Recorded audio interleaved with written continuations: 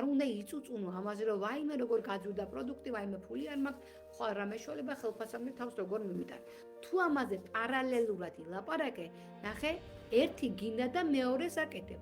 გინდა რომ ცხოვრებაში გქონდეს დოვლათი, დღეს არ გაქვს და რა ჯიბეც გაქვს, იმის მიხედვით ყიდულობ რაღაცას. კი, ეს კი ბატონო.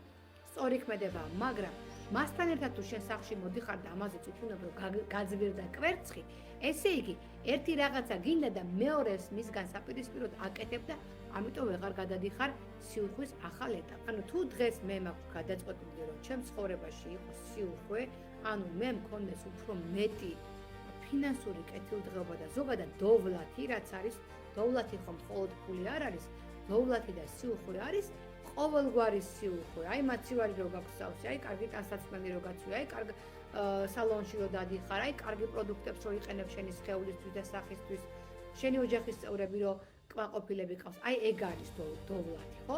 და თუ შენ გადაწყვეტე რომ იცხოვრო სიუხვესა და დოვლათში, მაშინ შენ სამეთყველო აპარატში არ უნდა იყოს წინადადებები და სიტყვები იმის შესახებ, რომ შენ გიჭირს. და ძალიან რთულია ამ ყველაფრის მართვა, მაგრამ უნდა იყოთ დამკვირვებელი და საკუთარ თავს, ესე ვთქვათ, გამადიდებლის შუშით უნდა აკვირდებოდეთ, აი რა სიტუაციაში რა სიტყვებს ამბობთ. მაგალითად, მაღაზიაში რო შედიხართ, ამბობთ, ვაიმე როგორ გაძვირდა კვერცხი. ანუ ამ სიტყვებს თუ ამბობთ, ესე იგი ჯერ თქვენ არ ხართ მზად იმისთვის, რომ გადახვიდეთ სიუხვის ახალ ეტაპზე.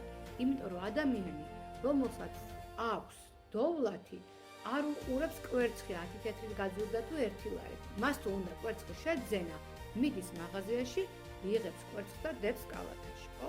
ანუ არ წუწუნებს, არ დარდობს, არ განიცდის, მიუხედავად იმისა, რომ დღეს აქვს თუ არა თქვათ ისეთი ფინანსური სტაბილურობა, როგორიც მას უნდა.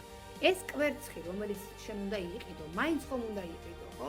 თქვათ შეგიძლია შეარჩიო ისეთი კვერცხი, თქვათ რომელსაც ფასდაკრება. ამიტომ კარგად მინდა რომ ამას გაიგოთ და გაიაზროთ, რომ თუ გინდათ რომ გადახვიდეთ ახალ ეტაპზე, რაც ამ ახალ ეტაპს არ ემსახურება, იმაზე არც უნდა ილაპარაკოთ და არც უნდა იფიქროთ.